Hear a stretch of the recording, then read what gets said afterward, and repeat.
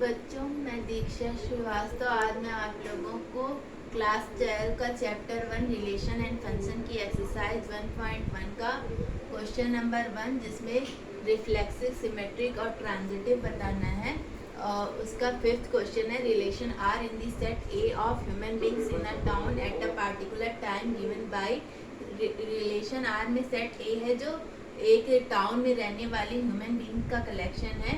उसका C question है, R is equal to x y such that x is exactly 7 centimetres taller than y. तो x जो है वो वाई से 7 सेंटीमीटर लंबा है। ठीक है, तो हमें इसको रिफ्लेक्सिव बताना है। रिफ्लेक्सिव के लिए हमें दिया क्या हुआ है, एक्स जो है वो y से 7 सेंटीमीटर लंबा है, यानी x is equal to y plus 7। ठीक है, जब x is equal to y plus 7 तो हमें रिफ्लेक्सिव शो करना है। तो रिफ्लेक्सिव के लिए क्या होना चाहिए, x is equal to x plus 7। लेकिन कोई आदमी अपने से 7 सेंटीमीटर लंबा हो सकता है, या ये इक्वेशन को ही देखो, ये कभी इक्वल हो सकता है, x is equal to x plus 7 कभी इक्वल हो सकता है, ये इक्वल कभी हो ही नहीं सकता। ठीक है, तो मतलब क्या हुआ, x doesn't belongs to r, ये x है doesn't belong to r, तो this implies r is not reflexive, r reflexive नहीं है। ठीक है, अब सिमेट्रिक के लिए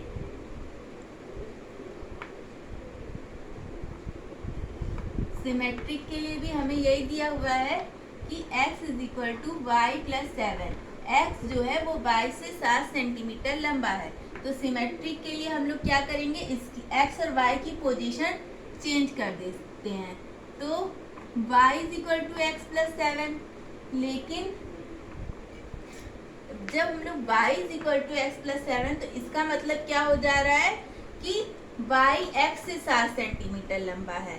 तो हमें तो क्या दिया हुआ है, x is equal to y plus 7, x y से 7 सेंटीमीटर लंबा है, और इसका मतलब हो जा रहा है वाई एक्स से 7 सेंटीमीटर लंबा है, यानी ये दोनों जो है इक्वल नहीं है। तो ये दोनों जब इक्वल नहीं है तो इसका मतलब क्या हुआ, y x doesn't belongs to r। जब ये y x doesn't belongs to r, तो इसका मतलब क्या हुआ, r is not symmetric। अब ट्रांजिटिव,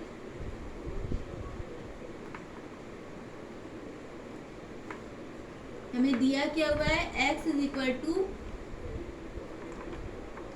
वाई प्लस 7। अब हम मान लेते हैं y इज इक्वल टू है z प्लस 7। अब इन दोनों को अगर हम सॉल्व करते हैं तो हमें क्या प्रूव करना है, अगर इन दोनों को सॉल्व करने पर आ जाए x is equal to z plus 7 तो ये क्या हो जाएगा, ट्रांजिटिव हो जाएगा।